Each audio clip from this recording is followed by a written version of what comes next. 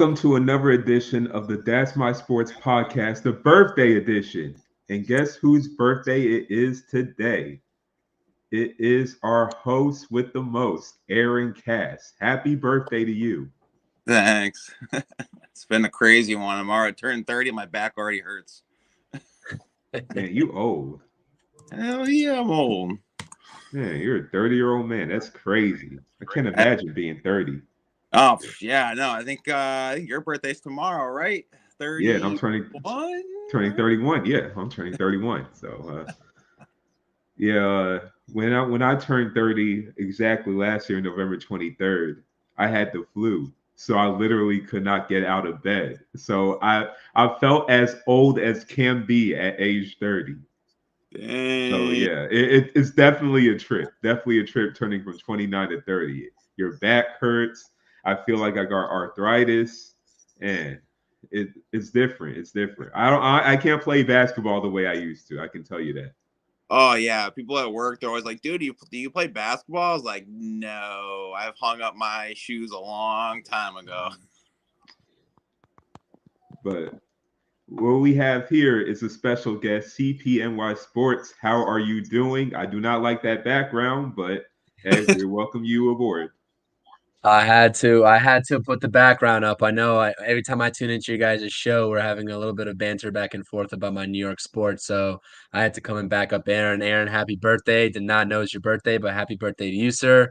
And Shay, early happy birthday to you. I know it's tomorrow, Thank you. so back-to-back Yeah, B days on the TMS pod. It's great to be here. I appreciate you all. yeah. And don't Great. forget So like, subscribe, and follow CPNY Sports on YouTube, X, Instagram's all the same. We're doing also blue shirt banners tonight, right after this. Don't forget to follow That's My Sports as well on YouTube. Like, subscribe, and if you want to download, you can download it too. But Shay, take it away. Yeah, you say you like New York sports. I know you like all the New York professional sports. What about New York college sports? See, I went to St. John's.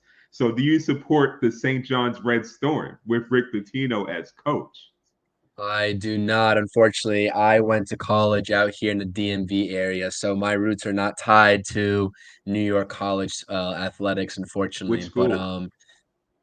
I went to George Mason out in Northern Okay. Oh, Virginia. So yeah, we get the '06 improbable '06 run way before my time, but we got a couple good schools down here. VCU's is usually a powerhouse as well in that conference as well. And then I grew up a Georgetown Hoyas fan.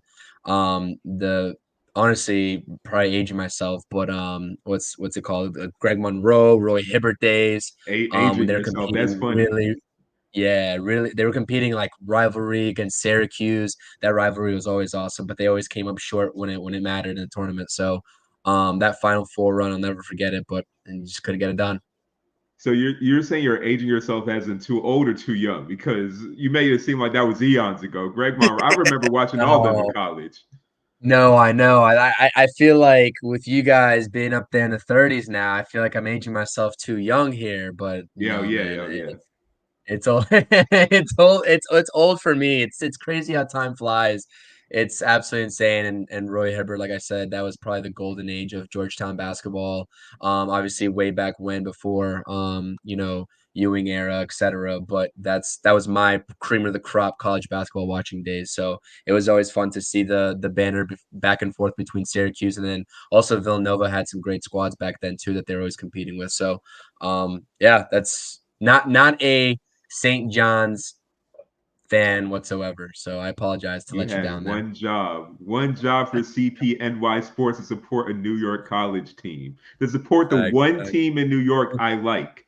It is St. John's, the only one team. But I'm aging myself here. When I think of Georgetown, first thing that comes up to my mind, Allen Iverson. That's what I heck think of when I yeah. think of Georgetown. Or even like Alonzo Mourning, Yep. Big Pat, obviously. But yeah, so while we're on the basketball conversation, I was at the Atlanta Hawks Indiana Pacers game yesterday. Oh yeah, so I'm based in Atlanta. So Tyrese Halliburton, amazing game. I believe he had what? I was watching the game, so I wasn't like don't remember the stats off the top of my head. But I believe he had like 39 points, like Yeah. 14 assists. All I just remember is he had about 9 threes. No one can guard him. Every time he hit a three, he was skipping and frolicking to the other side of the court. No defense was played at all. Defense did not exist in that game, but it was fun. And I'm one of those nerds that loves defensive teams, right? But even I love that game. I came to the game rooting for the Hawks. I left the game just being an overall basketball fan. I was on my feet at the end of the game, cheering for the Pacers making threes, for the Hawks making threes. It was absolutely amazing. The NBA in-season tournament has to be here to stay. I'm not a big fan of the colored courts, but you can definitely see a level of competitiveness that you don't normally see in the regular season, at least early in the regular season. Definitely. I agree with that. I agree with that notion. I like what they're doing in terms of incentivizing these games, especially for, like you're saying, just those teams with those load management type guys like the Clippers for one, too. If you're incentivizing these kind of games, it's great for the sport of basketball, but I just want to see a little bit more defense being played. But I like the high scoring game. I know that's what sells tickets. And those two teams can definitely score the rock. So, yeah, that looked like a great game too. I wasn't paying attention, but I heard Obi Toppin had a pretty good game too. Obviously, me being a Oh Knicks yeah. fan, I have to sit here and listen to Nick's Twitter talk Oh, about Obi Toppin and his performances now and what he's putting up. there's So a there's a funny chant that you might have liked that the Hawks fans were chanting. They were chanting when he was at the free throw line, New York reject. Oh, So that was hilarious. I love that. I think he's got a career high, like 11 and a half points this season. Yeah, averaging. Yep. Yeah, I mean, he should because he has Tyrese Halliburton, who's not even arguably, he's definitively the best passing point guard in the NBA. He's arguably the best point guard in the NBA. Like, you can really argue that right now. The way he's been playing, I think the Pacers are third in the Eastern Conference right now, and that's really off his back. Like, as you mentioned, like more defense. Those two teams, when you think of the Pacers and the Hawks, you don't think of defense. You think of Trae Young scoring. You think of Tyrese Halliburton scoring. You don't think of defense on either team. So both teams, fun regular season teams to watch. The way they're playing though is not going to last in the playoffs. We all know that, but I'm just enjoying the ride. Yeah. No, I agree with you. The Hawks are like an anomaly kind of a team for me. It's kind of funny how they work. I mean, they'll put up a performance like that, and then when my New York Knicks come to town, play a little bit more physical ball with them, they shy away, and Trae Young doesn't seem too much up to the task. They talk about, Shy away. Shy hey, away. I'm telling you, he went 17 and 15, but he went scoring the rock. He had no threes during that game too against the Knicks. Because he's a DeAndre Hunter facilitator came up too. short. DeAndre, I are mean, you a Hawks fan or? I'm an overall basketball fan, but if you want me to be a homer for some team, I'll shade towards the Hawks since I grew up in Atlanta, Okay. but Got I'll it. shade towards the Hawks and the Celtics, but I'm really an overall basketball fan. But I have teams I hate, and Knicks are one of the teams I hate. I Yeah, gathered that much already. he's like the NBA aficionado of the group. Figured that much. But yeah, I mean, you talk about like Trae Young. I know him taking over New York in that 2020-2021 playoff series. He had a hell of a performance, put the Hawks on the map, but ever since then, you look at his record against the Knicks, it's not too pretty. I challenge you to go see his overall record against the New York Knicks in his career, and it is not too pretty. I'll say that. Yeah, but I mean So that's regular season. He's called Ice Tray for a reason. He comes up when the lights are bigger. So that's regular season. You let the Knicks fans have their happy chance or whatever. Cuss them out post game, like when they get interviewed by formerly Desus and Mero. Like he'll do that. He'll let them get happy. When it comes to the playoffs, that's when reality sets in for New York. But one thing I do love about the Knicks are the fans. Like I'm gonna be honest with you. Like other people might find Knicks fans to be obnoxious, annoying, and just downright disrespectful, and overly boastful for the team that's usually mostly average every single year, if not bad. But they make the games exciting. They make it fun, and they're extremely passionate. So yeah. it just adds to that atmosphere, like going to Madison Square Garden and then just seeing how prideful these Knicks fans are, which honestly, being in Atlanta, like we don't really have prideful fans. The most prideful fans we have is for the soccer team, but for the Falcons, for the Hawks, we don't really have prideful fans. Those fans that I told you about that was chanting New York Reject, they may or may not have been paid fans by the Hawks. So Hawks has like a section of fans that I don't think they get paid. They just go to the games for free and they get Hawks apparel for free. So those are the fans that will do those chants, that will be passionate for the Hawks, but generally like the overall atmosphere is pretty quiet. Yeah. That's like Brooklyn 2.0, what they were doing in their playoff run too. They were paying fans to charter out to Boston and wherever else they were playing. So, like I said, Knicks fans, like you said, are passionate and they fill up the opposing team stadiums. There's so many MSG Souths. Atlanta's one of them. I heard "Let's Go Knicks" chants up in there when we were beating them down the stretch a couple weeks ago. I think it was last week or 2 weeks ago. Actually, it's probably last week. It was opening game of the season. That's opening home game for the Hawks. That's when they played the Knicks.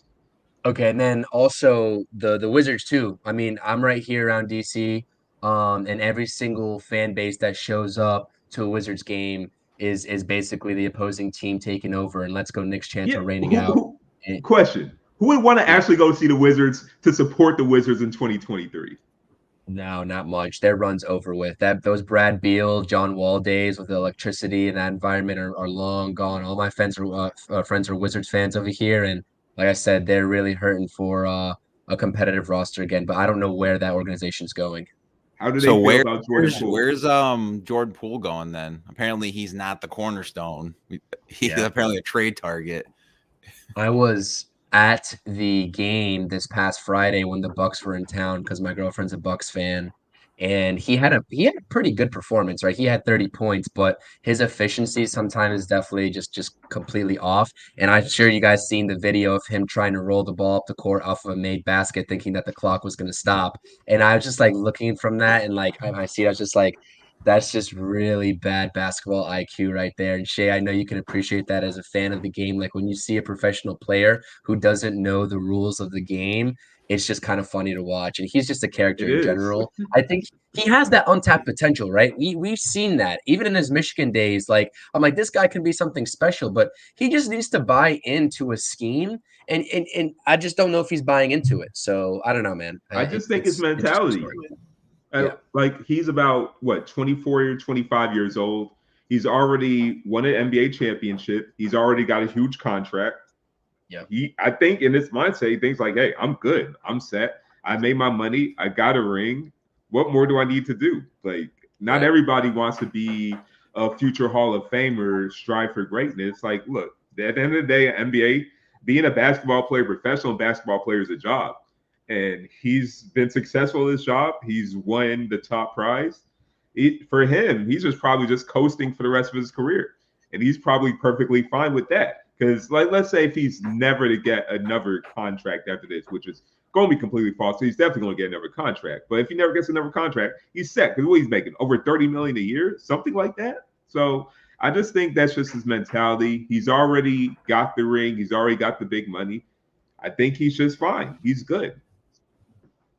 Then who's going to take that on too? Like Aaron was saying, in terms of a trade destination, no team in their right minds, whether they need a scorer like Jordan Poole, is going to take that contract on for what he provides. So unless the Wizards package a pick with it, but the reason why the Wizards got Jordan Poole is because they got a first round pick, which was I think what they were looking for in that trade rather than Jordan Poole.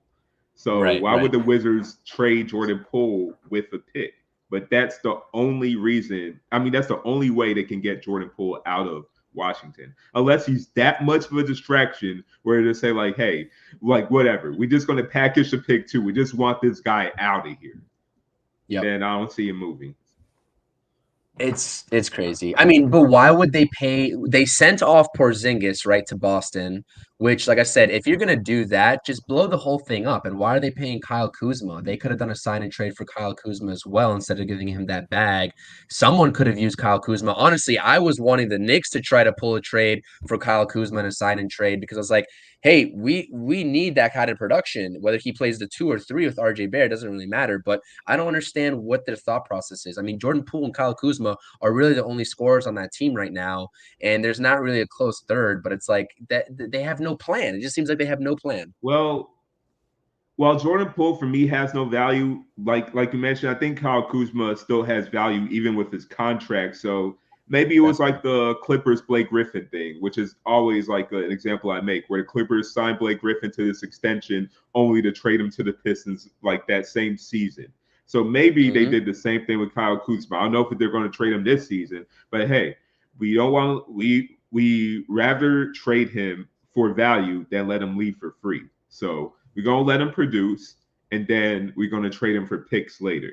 And probably thought the same thing with Jordan Poole. That like, hey, he's gonna at least prove he can score, right? But I think Jordan Poole, for even the Wizards standards, is falling under expectations. Yep, 100%. I definitely agree with that. Yeah. So for the NBA teams, which team do you feel like is firing on all cylinders right now? Gotta be Boston, right? I mean, Of when I course. did my opening, preseason or an NBA season, the Celtics versus Knicks opener, with Hollywood Ray, he hopped on my channel. We talking some Knicks and Celtics basketball. I told him, I was like, I have no idea how the Celtics had already like such a deep roster, but to add an offseason with Kristaps Porzingis and Drew Holiday, like Drew Holiday fell into their laps. Like, I just cannot believe a team like the Bucks, and we're seeing it tonight. The Celtics are blowing the Bucks out as of like last time I checked, right? Right before we hopped on here. There's a 20-point lead.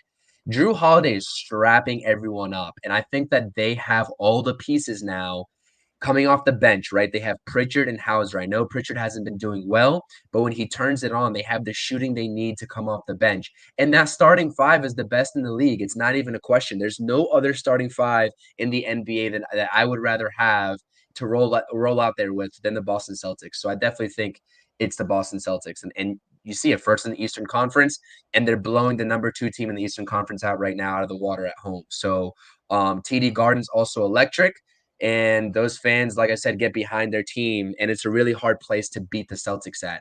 I'm not sure if they last time the Knicks went into TD Garden, they were still undefeated at home. The Boston Celtics were. Not sure if that's changed since then or not, but it's an absolutely unbelievable arena and a really hard environment to play in if you're the opposition. Yeah, and like you mentioned, that starting five is the best in the league. We just look in the backcourt in general. Drew Holiday, Derek White. How can you score against that? He got two of the best perimeter defenders in the NBA. That's probably, you could argue that's number one and number two best perimeter defenders in the NBA, and you Yep. got them in the same backcourt.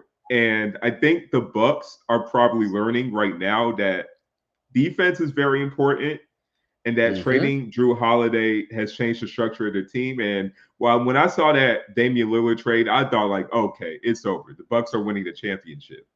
Yep. But even like we did not see how important Drew Holiday was to that team, and the Bucks are seeing. So I think the Bucks are not as good of a team as they were even last year. And then you look at the Celtics. Celtics upgraded Smart with Holiday. They got Porzingis, and while yeah they got Peyton Pritchard, while their bench might not look like they're the strongest, you got Right. 5 All-Star caliber players, like 5, even Derek White, All-Star caliber players in that starting lineup. So you can stagger one or two of them with the bench, and it's a Yep. complete team. I agree with you. It's absolutely unbelievable what they did. And like you said, the Bucks are just a shell of themselves from what they were just last year. And I think if the Bucks had to do it over again and knowing what they know now, right, with the performance of Dame Lillard on the court instead of Drew Holiday, I don't think they make that trade because I just can't see them for the long haul competing with a team like the Boston Celtics. I get the scorings there, but at this point, I was watching Kyle Kuzma and Jordan Poole light it up against the Milwaukee Bucks this past Monday, and if that's going to happen against those bad teams, I get it. This is professional sports. On any given day, anybody can be anybody, right? But just the overall look of that defense so far just doesn't give me good vibes out there in Milwaukee right now. So I know what Dame Lillard is. I know what his career is. It was just, I wouldn't say it was head scratching back then when the trade was made, but like I said, I think a lot of people were underestimating the value that Drew Holiday brought them, and I think that sort of production on the defensive side of the ball doesn't even matter what he gives you on the offensive side of the ball. That production is just not matched. But I can say the same thing for the Boston Celtics when they made that trade for Marcus Smart. Or when they traded off Marcus Smart, I was like, what are they doing? I couldn't really see their vision, but they had a I plan and they definitely stuck to it. I beg to differ the Marcus Smart trade. I felt like with the Celtics, even before getting Drew Holiday, they had enough defensively where they could get by trading Marcus Smart. And then Marcus Smart to me, I'm not really sure if his defense makes up for how negative he is on the offensive end. Yep. So probably in their logic, it was addition by subtraction. They could give more minutes to Derek White, who's also a very good defender. Malcolm Brogdon plays well when he's playing because he's always hurt, and they could give more Yep. minutes to Jason Tatum and Jaylen Brown. But yeah, they did not expect Drew Holiday to be available. But thanks to the Portland Trailblazers trading Damian Lillard to the Bucks, it gave that open door for the Celtics. Like, wait, we could get stronger because the Bucks made that trade. And talk about a butterfly effect. Because if the Bucks knew that if they trade Drew Holiday, he would have ended up to the Celtics. If they just knew that, even before they saw how their team was going to perform, they probably would have made that trade at all. Yep. Not at all. No, I completely agree with you. It's a wild offseason how the Celtics were able to pull that off. Absolutely wild. Yeah, you would think that Danny Ainge is still the GM, but hey, Brad Stevens learned well. The thing with Damian Lillard, where I was saying last week in the last show as well, is that he is 33 years old. For a player that put so much of his energy on the offensive end, we've seen it with James Harden, even though I assume that Damian Lillard takes care of his body much more than James Harden does. Just Yep. if he loses an ounce of quickness, his game completely changes. So that's what I was wondering with the trade too. And even to me right now, this season, I don't think he's currently the same player he was in Portland. No, not at all. I mean, I see him out there. When his three balls not flying, like I said, his game definitely changes. But like I said, it's still the early goings. It's a new environment. He has to get used to his new teammates. We'll see how that sort of, I guess, chemistry ends up playing out. But as of right now, it just looks like an absolute win overall. I guess, like you said, addition by subtraction for the Boston Celtics. So and the point that I want to make here in terms of the Boston Celtics, like I don't like the Boston Celtics. Matter of fact, I hate the Boston Celtics, but I will always give credit where credit's due. They're doing a spectacular job building from the ground up, and they had the framework there with already Brown and Tatum. They gave Brown the extension. I believe Tatum's locked up long term, but they know that they needed to surround those two guys with the help that they absolutely need in terms of doing the gritty work, right? And that's what they did. And I don't think that I can name, minus the Boston Celtics, a team that's more physical and will wear you down than the New York Knicks. But this past game, right? The Knicks are a physical team. I expect them to out hustle and outwork a lot of teams on the boards. But the one team that seems to give them fits always is come playoff time, the Miami Heat. We definitely saw the Heat out hustle them and be out physical than the New York Knicks in the last playoff series in the second round, and also the Boston Celtics, which is very evident last week or whenever they had played. Whenever the Knicks went up to TD Garden, they're missing RJ Barrett, but I was watching how the Celtics were moving on defense and the pressure. At one point, Drew Holiday came up and gave full court pressure on Jalen Brunson. And when Julius Randle's taking the ball, I forgot who was guarding him, but there was a couple steals in the backcourt. And I'm just like, we don't see that at the NBA level, rarely, if ever. Unless it's crunch time and they need a stop, nobody's getting picked up full court. And the Celtics just decided to do that midway through the third quarter. I'm like, that is like the little things that a championship team that has NBA championship aspirations does on a nightly basis.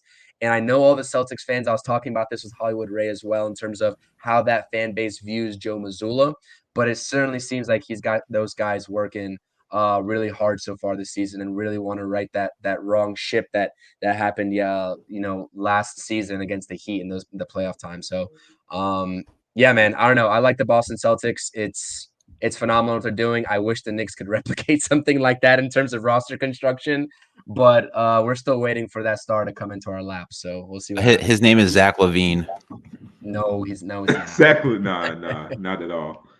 If we're talking about no defense or passing for that matter, I still don't get how do you have a 51-point game and 0 assists? It's like he actually tried to not have any assists because eventually players are going to double team you. So you have to try to not get any assists. I still don't believe that game.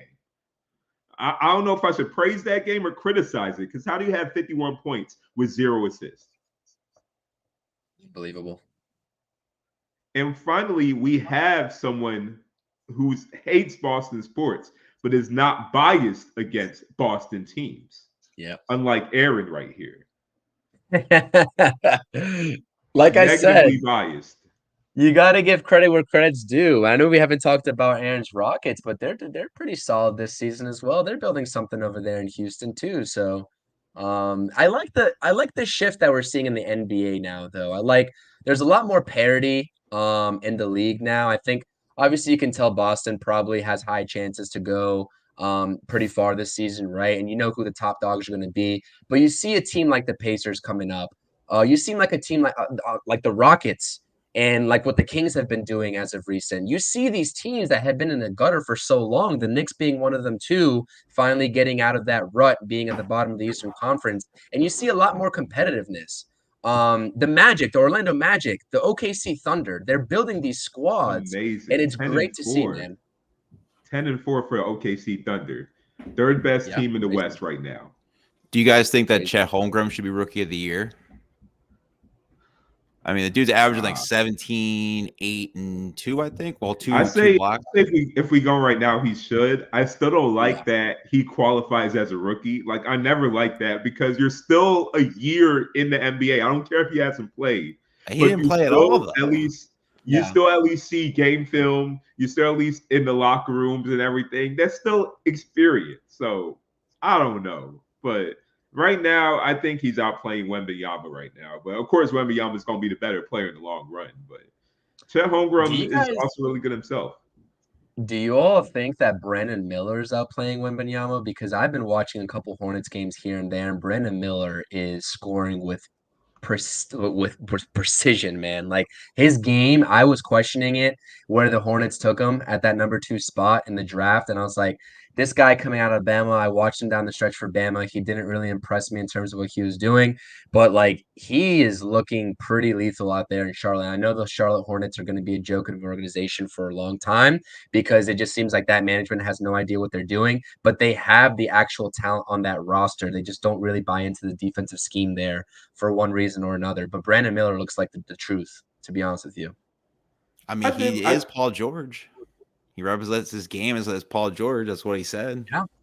And I did like him coming out the draft. Like, he didn't strike me as a guy that's probably going to become a superstar player, but he seems like a guy that will at least become a solid starter at the very worst to probably being an all-star player at the very highest, which is not a bad thing. You're not going to get a superstar at the top of the draft every single year, but I felt like he was a better pick for the Charlotte Hornets than Scoot Henderson, who right now, I do like to support people from Georgia, but now he ain't playing too well. He's in the G League right now. I thought Scoot Henderson was hurt. I thought he just came back from injury, and now he's in the G League. Oh, dang. Well, you know what? What's good about the Hornets is that Michael Jordan made the best investment ever, and they actually drafted somebody that was actually good. Yeah. Yeah, and it spent like 5 years in college too. He drafted a young player. The 2 young players they drafted, LaMelo and Brandon Miller, and Mark Williams. He's also pretty good too. Yeah, like that roster has some sneaky good talent and a mixture of veteran presence with the young guys. You talk about Hayward, Rozier, Scary Terry, like Brandon Miller, LaMelo. You got Miles Bridges coming back too. Like they have the talent. It's just like they don't buy into the defensive part of the game, and their defense is absolutely atrocious. But they can score with the best of them. We saw it. They just beat the Boston Celtics the other night. Like they have what it takes. But like, if you play an ounce of defense, we might be having a different conversation about that team and that organization. So it's I it's just just want them to beyond free ridiculous to me. LaMelo. I just want them to free LaMelo. I feel like his career is going to rot over there. He signed I that feel like extension. He's not leaving. I mean, of course he You know, can't leave. I mean, he's a young guy. He's not going to leave anytime soon. But I feel like his career is going to be wasted over in Charlotte. He doesn't want to be like his brother, getting hurt all the time. So he's like, let me just secure that bag. He did it last year, signed that 5-year extension. He's already getting hurt. Oh, I don't think this year, right? Not so far, but it just seems like that family in general, they're just going to have these leg injuries. I don't know if it's the better baller brand shoes that they used to wear. It definitely was. Because because LaMelo's been having those same type of injuries too. It worries me that I hope he doesn't become like Lonzo, but he's too good of a player. I know Anthony Edwards clears him now, but there was a point in time where we thought LaMelo Ball was the best pick of that draft, but we completely forgot about him now. We got Anthony Edwards, now we got Tyrese Halliburton, looking like you could argue he's even better than Anthony Edwards at this point, even though I still pick Anthony Edwards over Halliburton. But we forget about LaMelo Ball. We do a lot. One thing I want to revisit that I was going to bring up when we were talking about that Pacers squad is, and Tyrese Halliburton for that matter, right? Directly related to that is how mutually beneficial that Sabonis for Halliburton trade was for both organizations. Like, totally different positions. And I was like, at first, I was like, what are the Kings doing? Tyrese Halliburton is on this way to stardom, but like that was one of the most fair trades and mutually beneficial trades that I think that the NBA's seen in quite some time. I don't know what your guys' take on it is, but no, I seeing agree. where those organizations are now versus when they had those two respective guys on their roster, like it's absolutely insane to me. So I just want to point that out. I've been thinking about that for a while. Yeah, I agree. But now looking at Halliburton right now, I can say that the Kings probably could have got more for him. But it was still mutually beneficial. It's just a thing with the Domantas Sabonis. He's going to be great for you in the regular season, but in the playoffs, he's going to be game planned. He's going to be played off the floor. He's not going to be the guy that's going to make the tough shots because he's a pretty safe player. Doesn't take too many risky shots on the offensive end, so he's going to hurt you there. But he's definitely going to win you regular season games. Definitely, 100%. It's like Julius Randle. Pretty much regular season Randle. That's what I like to call him. Yep. At this point, until he proves otherwise, I completely agree with you. I'll have no rebuttals there. So while we're talking about New York sports, let's talk about the New York Jets. Oh, so I know you shade towards the Giants, correct? CPNY Sports. Yes, sir. But Giants. Are you still a Jets fan? We need you to be a Jets fan for this one. So this is my thing. Like, I'm not a Jets fan, but I'm not buying into the whole Jets-Giants rivalry. A lot of people like to play that up on Twitter between the two fan bases, but with all due respect, like we're sharing a stadium. They're in the AFC, we're in the NFC. There's no bad blood. So if the Jets are good, then it's good for New York football, and that's just that. So I don't have anything against the Jets, but I do have a certain quarrel with certain Jets fans that like to talk out of pocket against the Giants when the Jets really haven't done anything for the past decade themselves. So, like I said, there's no bad blood for me between the Jets and Giants. And before I came to New York for college, I used to think that the Jets was like the number one sports team, number one football team in New York, not the Giants. I didn't think people talked about the Giants like that until the Super Bowl happened. But then when I came to New York, even before they won the second time against the Patriots, I didn't know how popular the Giants were in New York. I just thought the Jets was the team in New York before coming over there. Disrespectful, sir. Disrespectful. No, I'm not. I was being for real. I'm not even hating. I really thought that because growing up, I always heard about the Jets and everything. You don't really hear too much about the Giants, but I guess the Giants, as when I was a kid, pre-Eli, they weren't good. So, but the Jets had some years where they were good. So, that's why I thought that. But why I did want to talk about the Jets was because Zach Wilson, for the love of God, has finally been benched. And he's not even the second string quarterback. He is the third string quarterback, which that means it has to be something more than just his play on the field to get him that far. But Tim Boyle, I believe his name is. He is the starting quarterback. Is there any hope for Jets, let alone New York sports? I do like the Giants quarterback, but is there any hope for the Jets? No. I mean, Zach Wilson, all he needed to do was just hold them over, get them to the playoff in the playoff picture. They have a top 5 defense. That defense really if you have that kind of defense as a quarterback, you just go out there, do your job. Like Eli won a couple Super Bowls. I'm not downplaying Eli's career. He definitely should be in the Hall of Fame, but he won 2 Super Bowls with borderline elite defenses on that squad too. Zach Wilson, you just need to find the end zone occasionally, not even every time. Set up your team for points, field goals, or whatnot, but he couldn't even do that. And I knew this watching his play from last year. I guess Jets fans and fans in the NFL in general were just like hoping that he would just break out and just be some sort of different player than what we saw last season. I knew this was going to be the Zach Wilson that the Jets got as soon as Aaron Rodgers unfortunately went down with that injury. And now he's a third string quarterback, and it's absolutely unbelievable to fall off. That is Zach Wilson. So I think he can still be successful in this league, and so can Daniel Jones. Like those are You two young think? quarterbacks still, but just not in New York. It's not going to work I there. He don't needs to find know. a smaller Zach market with less Wilson. pressure, and maybe he can make something happen. Zach Wilson seems like a lost cause to me. Like I've been actually, even though I'm a Patriots fan, I've been trying to support this guy because like I watched a couple of games of him when he was a rookie, and even though he wasn't playing well then, I was just like, man, this guy has a big arm. Yeah. And I was just thinking, with the right coaching, he could be good. But no matter how many chances they give him, he just fails.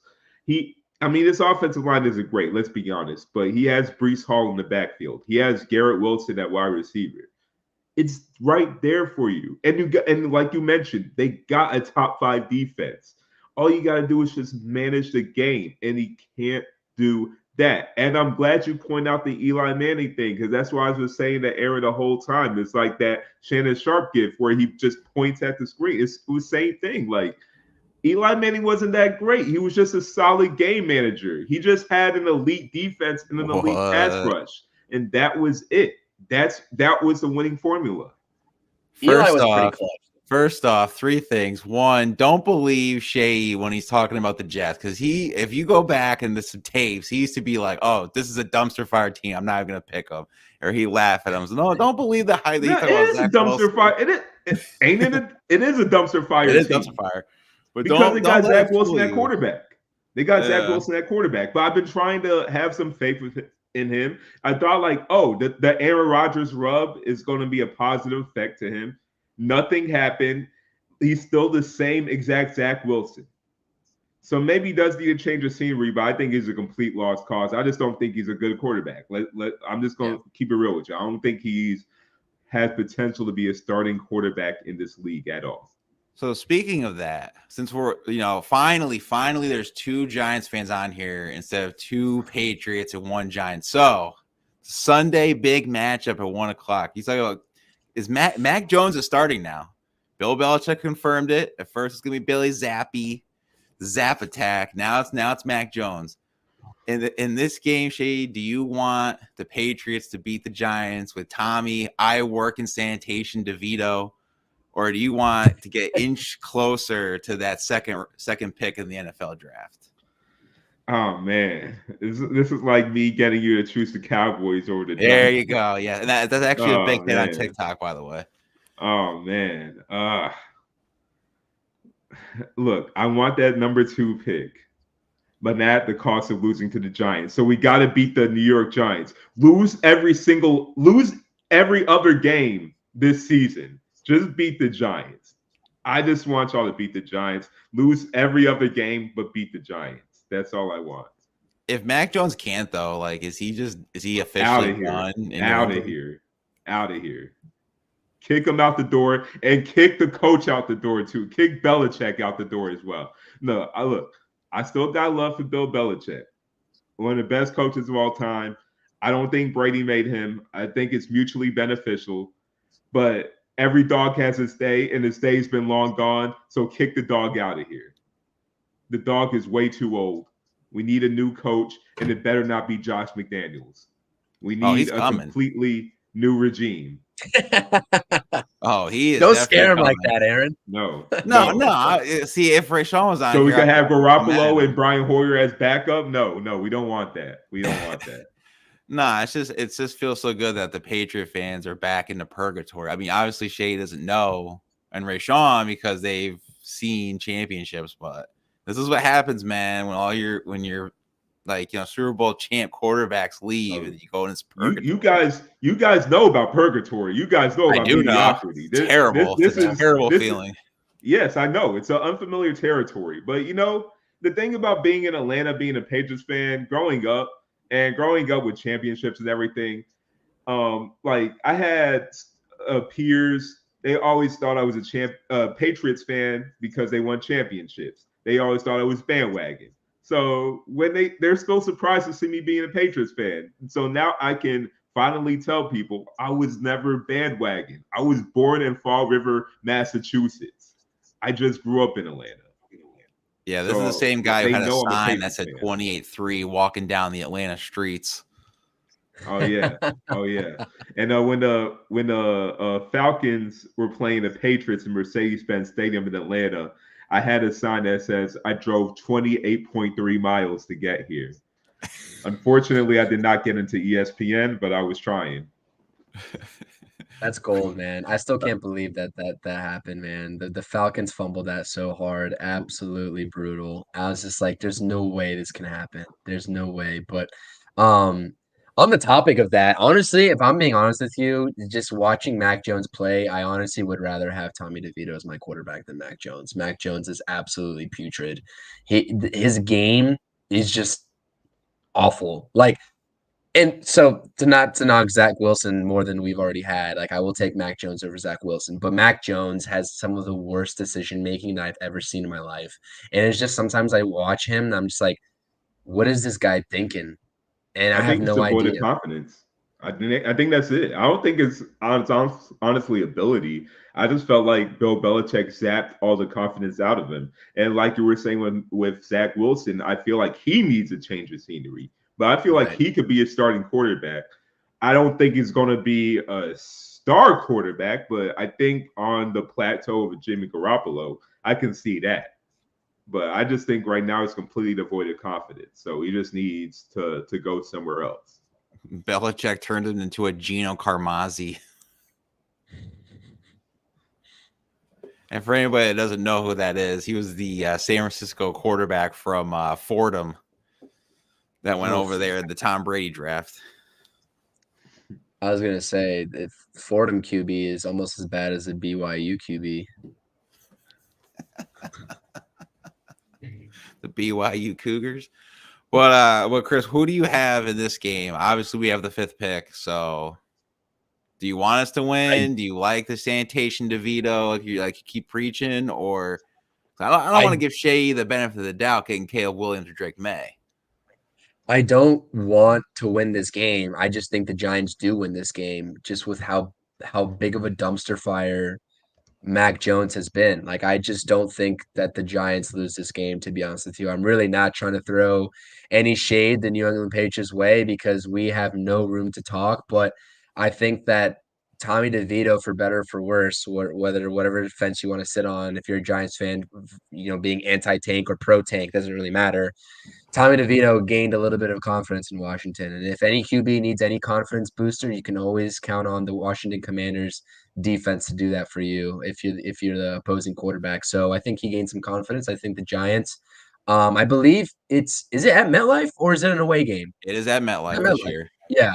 Yeah, I think Giants win this game, unfortunately. And we're talking about John Mara. We all know he's anti-tank. Whether you want to, I got called a tinfoil hat conspiracy theorist on Twitter because I told another Giant Twitter account that John Mara has his paws all over this anti-tank decision of potentially having Tyrod Taylor come back into, on the squad and start games when he comes back from injury, which inevitably is going to win us some games by default because Tyrod Taylor is more than capable of taking this Giant squad, who I don't think is talentless. Like, it's a talented squad with injuries mixed in between. It just hasn't gotten it done this season.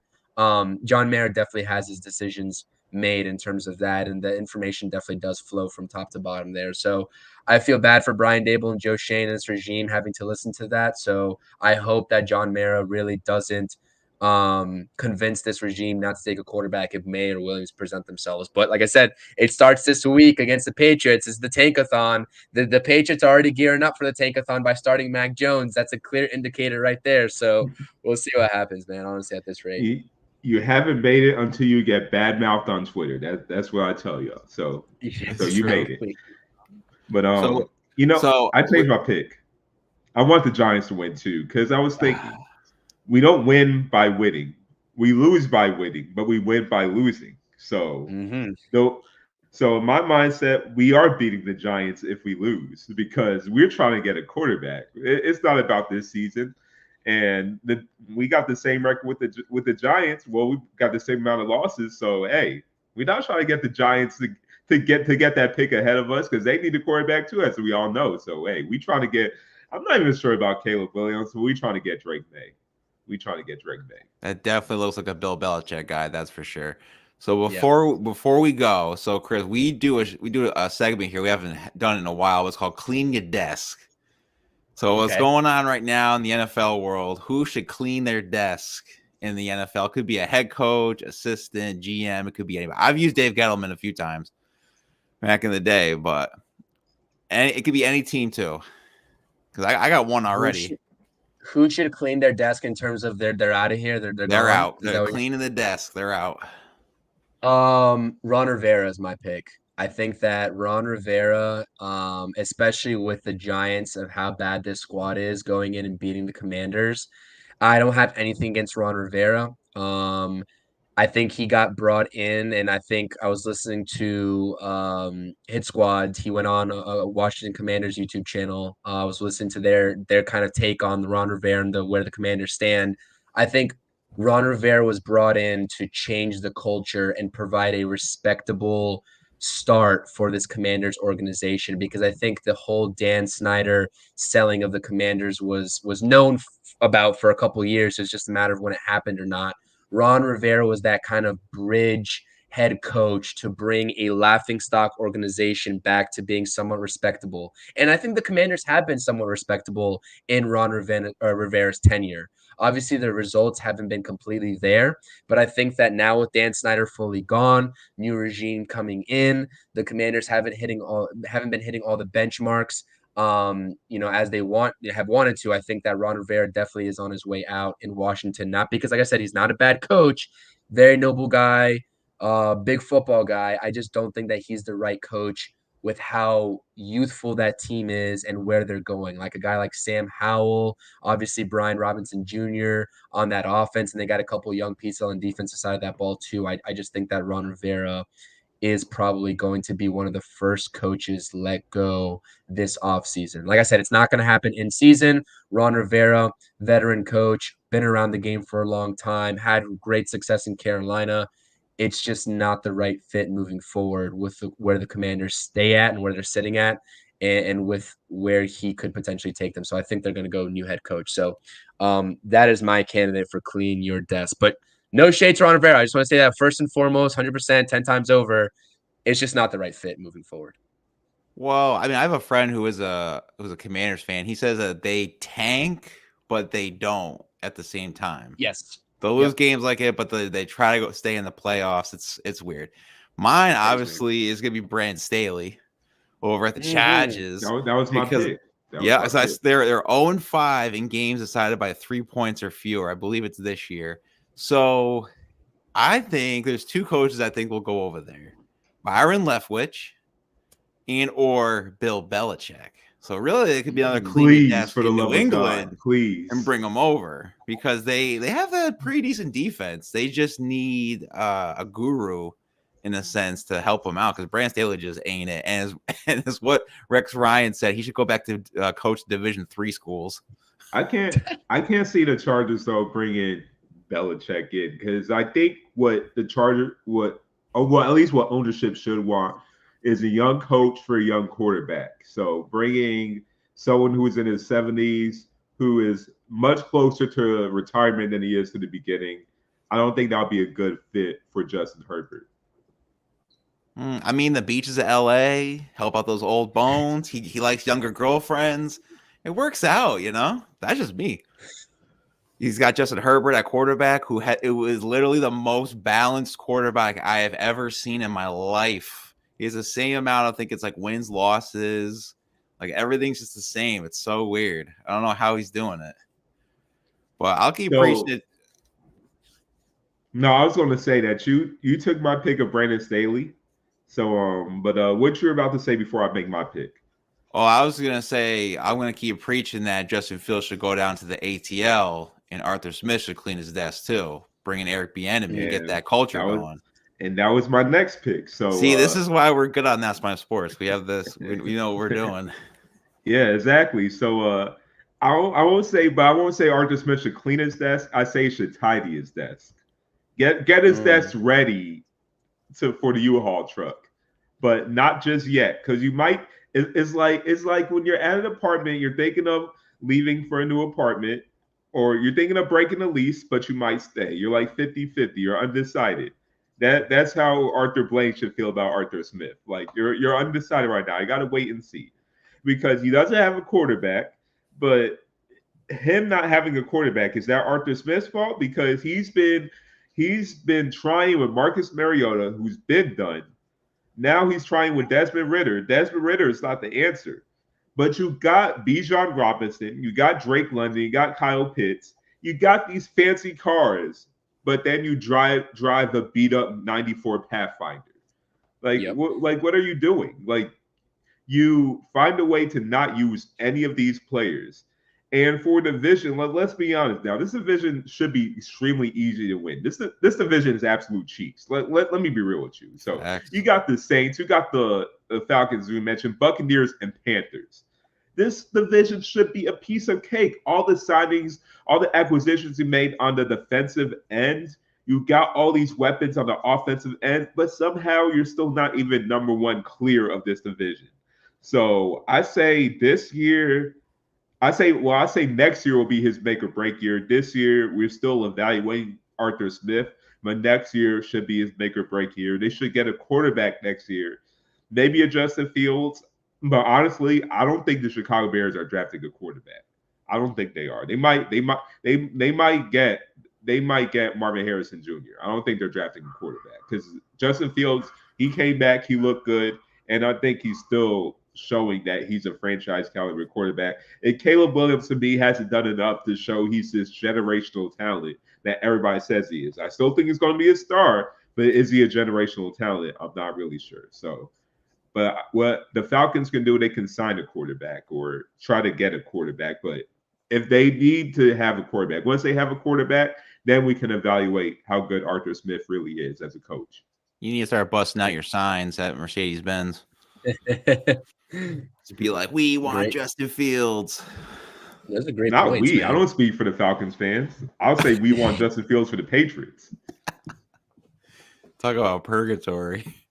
Two on the opposite side of that, I know it's not a segment, but on the opposite side of that, coaches who've been doing really, really well in new environments, right, is one, DeMeco Ryans and what he's doing with that Houston Texans organization. Oh, yeah. 100% deserves a shout out. And two, Antonio Pierce has got that Las Vegas Raiders squad playing respectable football now. They obviously went 2-0, and then they lost a close game against the Dolphins, but they're playing respectable football now compared to what they had under Josh McDaniels. So shout out those two guys. They have their respective teams playing well.